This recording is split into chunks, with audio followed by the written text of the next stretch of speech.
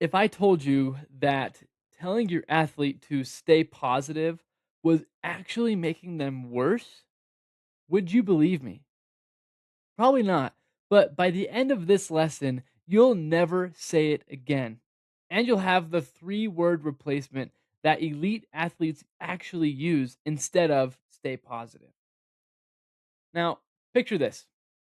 Kobe Bryant, he goes down the court and he shoots a three and he misses. What does he do? He gets back on defense. There's no reaction, no head shake, no slumping of his shoulders. He's already on to the next task. The next possession, Kobe takes another three, but this one is nothing but net. What does he do? He gets back on defense. No celebration, no big chest bump, the same face, the same energy, on to the next task, whether he made it or missed it.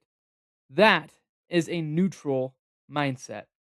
Now, compare that to a kid on your team who makes a great play, but then spends the next 30 seconds celebrating. And then he gets scored on because they're not back in position, or they're not mentally ready to go for the next play.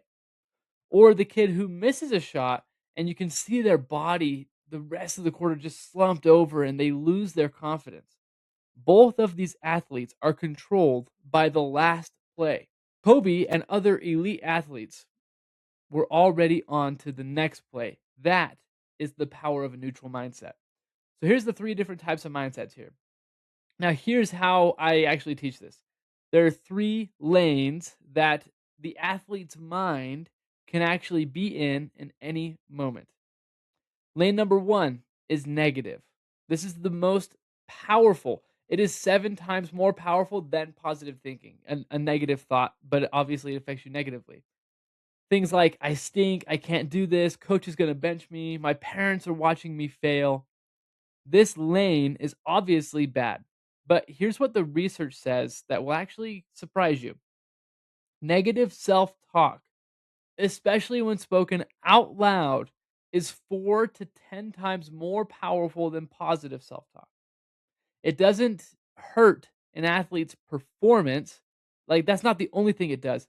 It actually rewires your brain toward failure. Lane two is positive thinking.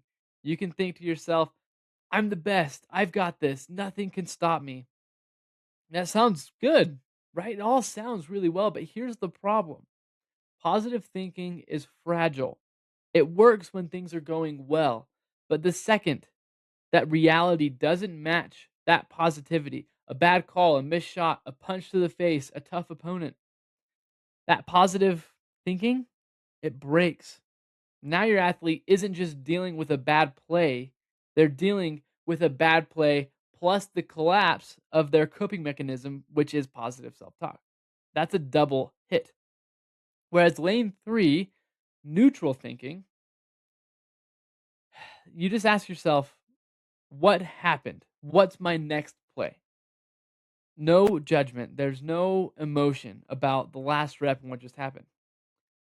There's full attention is on the future, the next thing they have to do. Not far in the future, but right in front of them, the next thing that they have to do. It's not positive, it's not negative, it's neutral. Neutral thinking is the only lane that doesn't break under pressure. I'm going to tell you about this man, Trevor Moawad, that actually introduced this concept to me. He's a sports psychologist and he's a mental conditioning coach. And he worked with Russell Wilson, Nick Saban, and some of the most dominant athletes on the planet. Moad's book is called It Takes What It Takes. His entire philosophy boils down to just one idea that neutral thinking is not ignoring reality of the situation, it's accepting the reality, whether it's positive or negative, and then just choosing what to do next. He coached Russell Wilson, one of the most clutch quarterbacks in NFL history. And Wilson said publicly, Trevor taught me that mindset is a skill. You can train it. Now, think about that. A Super Bowl winning quarterback, a guy who could have any coach in the world, credits his mental conditioning coach with teaching him to think neutrally. not positively, but neutrally. And here's the practical piece from Moad himself. He taught when something bad happens, an interception, a sack, a fumble, any sport, you have about 3 seconds before your brain starts telling a story about it. If you don't intervene, get into the way, during those 3 seconds, the story takes over. Moad's intervention is just 3 words. Next play protocol. He says, "What's next?" Now, I've built this into a protocol that I teach every single athlete that I work with. I call it the next play protocol, and it's 3 steps. And it takes just about 3 seconds, right when that story is about to get into your head. It works in every single sport. You take a breath. This isn't a meditation, it's not a ritual, it's just an intentional psychological relief of an exhale. It's a physiological reset. You reset your body a little bit. It tells your nervous system to chill out, stand down. Step 2 is a reset. It's a physical trigger. Touch the brim of your hat, snap your wristband, wipe your hands on your shorts, pound your chest. Something simple that can be a physical trigger to your brain what is happening. That, hey, that play is over, time to get to the next play. And then your cue word or your forward phrase. Say next play, or I got this, or what's my job, 1 rep. Come up with something that works really well for you. Play around with this. You have now moved, after doing that, you've moved your attention from the past to the present, and you're back into a neutral lane, which is where flow state exists. 3 seconds. This is the entire protocol. I know it sounds so simple, but a football player can run it between snaps, a wrestler in between periods, a tennis player right as they're walking back to the baseline, a volleyball player runs it before the next serve. Any sport, you have moments where you can run this and get your brain back into a neutral frame of thinking.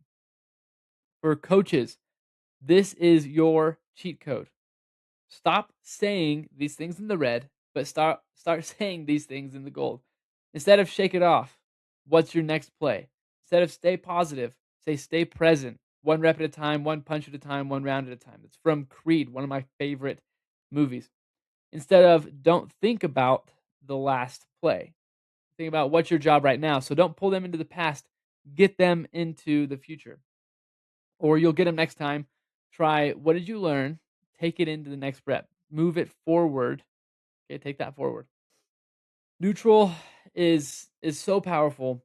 I promise you, you will see a difference. And for the parents that are watching this, the car ride home is either your biggest opportunity or your biggest negative landmine.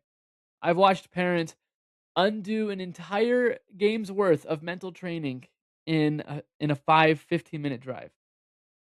Now, here's the rule. Neutral questions are king. Don't say something like, "Why didn't you shoot?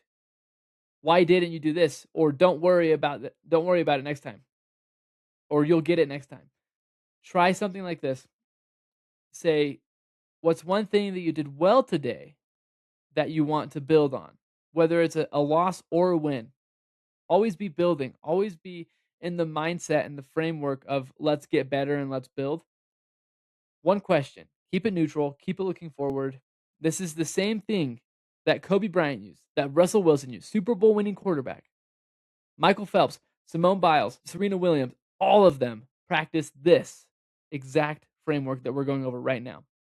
As a high school athlete, as a parent or coach watching this, apply this. You will see major changes in your program, in your team, and in your kid.